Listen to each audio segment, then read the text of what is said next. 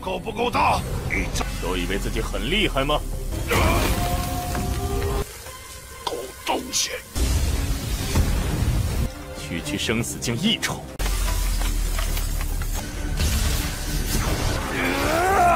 我在这叠空山内又不下数，武器傲天这狗东西！你这个消息。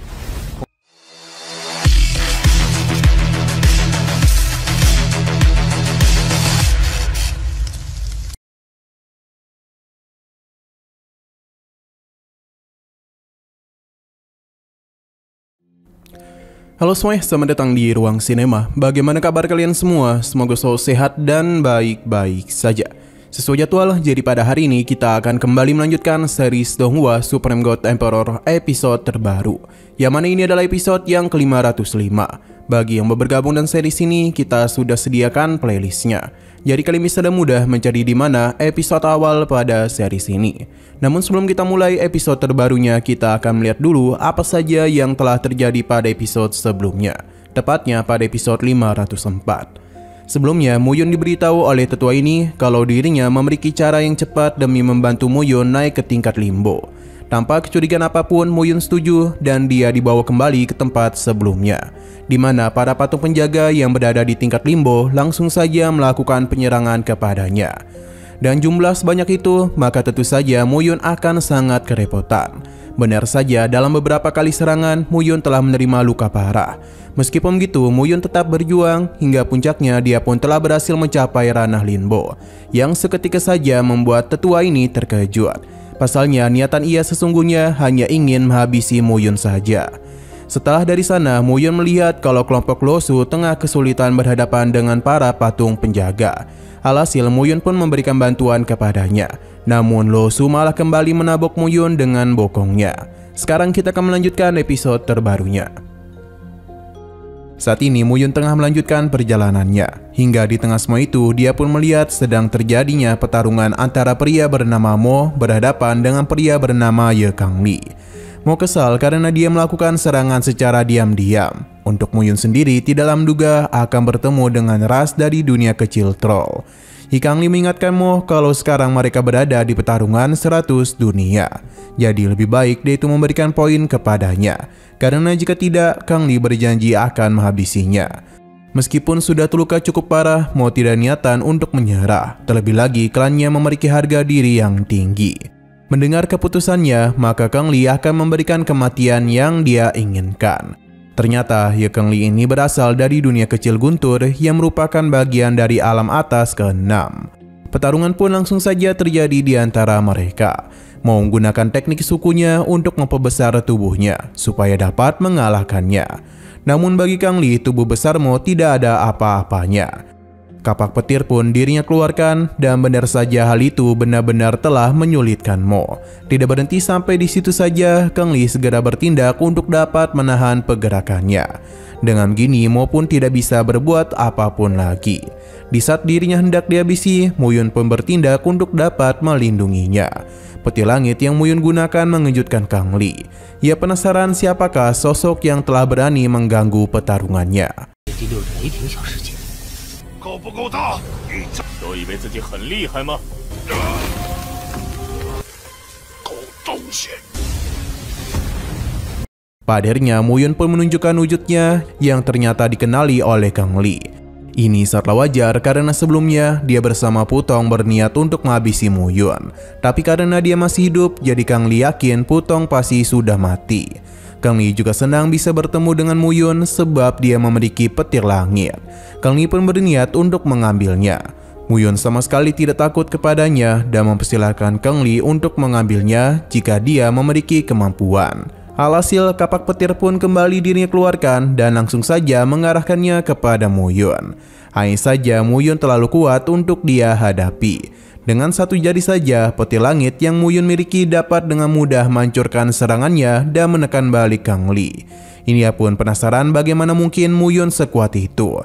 Berhubung dia sudah mencoba, jadi Muyun memberikannya hadiah berupa kematian. Dalam waktu yang singkat, Kangli pun meninggoy. Kini token poinnya juga telah Muyun ambil. 区区生死境一筹。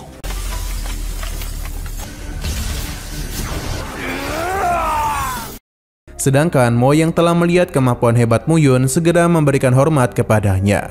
Ia berniat untuk menjadi pengikutnya. Terlebih lagi Muyun adalah penyelamatnya. Sebenarnya Muyun tidak bermaksud untuk menyelamatkan Mo karena dia cuma merasa kasihan dan juga kebetulan lewat. Jadi dia pun memilih untuk melakukan perpisahan dengannya. Hanya saja Mo tidaklah menyerah dan terus berlutut di hadapan Muyun. Karena sebagai bagian dari ras troll, dirinya sudah berjanji untuk membalas kebaikan seseorang yang membantunya. Jika Muyun masih ragu kepadanya, Mo siap melakukan kontrak darah dengannya. Apapun akan dirinya lakukan selama bisa menjadi pengawal Muyun. Pada akhirnya Muyun pun setuju dan memberikannya sebuah pil yang dapat memulihkan kondisi Mo. Setelah semua itu, Muyun pun mengajak Mo pergi bersamanya. Untuk saat ini, Muyun berencana melakukan pencarian terhadap 4 harta utama di tanah asli. Ia penasaran apakah Mo tahu mengenai letak harta-harta itu berada. Untung saja Mo tahu yang mana tempat itu berada di Istana Bawah Pasir, Laut Jatuh, Gunung Diekong, dan Kuil Mitian. Sebenarnya Mo itu tahu di mana letak Gunung Diekong berada, sebab Denny sudah mendengar beberapa informasi sebelumnya. Rumornya Aotian selalu memiliki hubungan dengan alam dewa. Jadi Mo yang berada di sekitaran tempat itu tidaklah sengaja mendengar kalau Wu Jixing dan Wu Jisoo melakukan perjalanan ke Gunung Diekong agar dapat berburu harta karun di sana. Setidaknya ada ratusan tumpukan ruang di gunung tersebut, jadi cukup sulit untuk menemukan jalan yang benar. Jika tidak berhati-hati, maka yang ada malah mereka mengambil langkah yang salah dan terjebak dalam ruangan lain. Di sisi lain terlihat ada begitu banyak orang yang juga ingin pergi ke Gunung Diekong. Muyun yakin betul kalau Wu Jiaotian sudah membeberkan berita ini kemana-mana yang membuat banyak orang kemari. Meskipun begitu, Muyun dan Mo akan tetap melakukan perjalanan.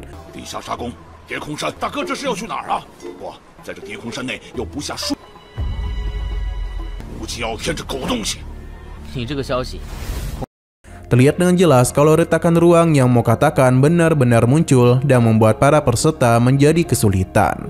Hal yang sama juga tengah dialami oleh Luo Su dan Luo Tiandu.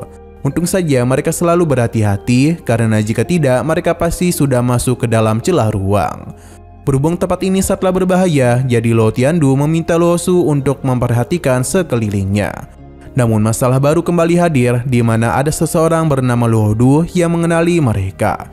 Sepertinya kemampuan Luo Du ini tidaklah sembarangan sebab dia begitu percaya diri untuk bisa bertarung dengan mereka. Luo Du bahkan meminta mereka untuk menyerahkan poin dan harta karena dengan begitu dia berjanji tidak akan melukai mereka. Namun Luo Tiandu tidak takut kepadanya, yang membuat Luo Du tertawa. Selain itu dia juga memberikan godaan manja kepada Luo Su. Kesal akan perkataan Luo Du, Luo Su pun segera melakukan penyerangan kepadanya. Sampai-sampai membuat Luo Tiandu tidak sadar kalau rekan Luo Du melakukan penyerangan kepadanya. Alhasil, Luo Tiandu pun mengalami luka yang cukup parah. Meskipun begitu, dia menenangkan Luo Su karena lukanya tidaklah begitu fatal. Namun masalahnya, mereka itu harus berhadapan dengan 2 orang sekaligus. Luo Tiandu, 那么紧张做是和落雪小姐一起做美吗？大师兄，怎么会不找回场子？洛天都，你可。 Nah, sayang sekali lagi seru-serunya, episodenya pun harus bersambung dulu. Namun sebelum kita akhiri, seperti biasa kita akan melihat preview bagian selanjutnya. Nah, sepertinya Luo Su dan Luo Tiandu telah dalam bahaya. Bahkan Luo Tiandu kemungkinan sudah dibuang ke celah ruang yang membuat Luo Su harus sendirian. Dia pun merindukan Muyun yang selalu ada untuk melindunginya. Pada akhirnya Luo Su pun memilih untuk masuk ke dalam celah ruang saja daripada harus dipermainkan oleh mereka berdua. Namun Muyun datang sambil membawa Luo Tiandu. Tapi lagi dan lagi Luo Su menyambut Muyun dengan bokongnya.